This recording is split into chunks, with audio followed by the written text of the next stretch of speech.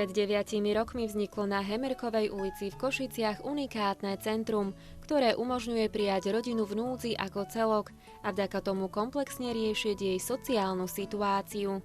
Jeho zakladateľmi sa stali nadácia Dedo a spoločnosť Úsmev ako dar. Ja som, napriek tomu, že som bol manažer a podnikateľ, tak som normálny, obyčajný človek a ako obyčajný človek, verný Bohu,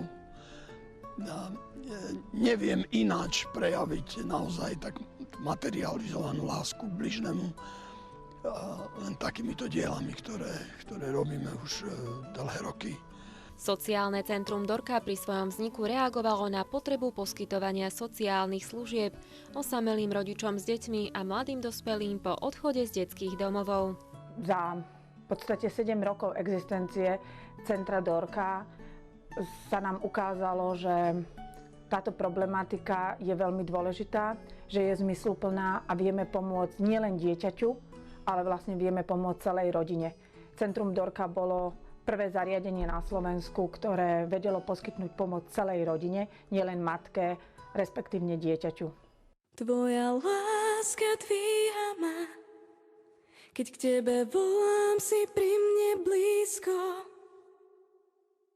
V sieti krízových centier Dorka sa v rámci práce s klientmi dbá aj na duchovný rozvoj detí a rodín, v ktorých vyrastajú. Celoročne túto starostlivosť zabezpečujú aj bohoslovci grécko-katolíckeho kňazského seminára z Prešova. Aj preto tu pred 7 rokmi vznikla kaplnka, ktorá slúži predovšetkým klientom centra pre potreby pastorácie a na načerpanie duchovných síl v ich ťažkom životnom období. Okrem toho sa tu každú nedeľu slúžia pravidelné liturgie za obnovu rodiny aj pre širokú verejnosť. 7. výročie posviacky kaplnky v sociálnom centre si pripomenuli jej klienti i pracovníci odpustovou slávnosťou so vzácnou návštevou, arcibiskupom Cyrilom Vasilom, sekretárom kongregácie pre východné cirkvi v Ríme. Práca centra Dorka v sebe naplňa všetky tie znaky, ktoré sú typické pre znak kresťanskej lásky. Ja som na záver liturgie uviedol to, že častokrát pri svojej každodennej práci sa musím klásť otázku, či naozaj plním Božiu vôľu. Som presvedčený, že všetci tí, ktorí v tomto centre pracujú, plnia Božiu vôľu, pretože na poslednom súde budú môcť povedať, že urobili všetko pre tých najmenších. A Kristus sám o sebe hovorí, že čo ste urobili jednému z týchto najmenších, to ste mne urobili.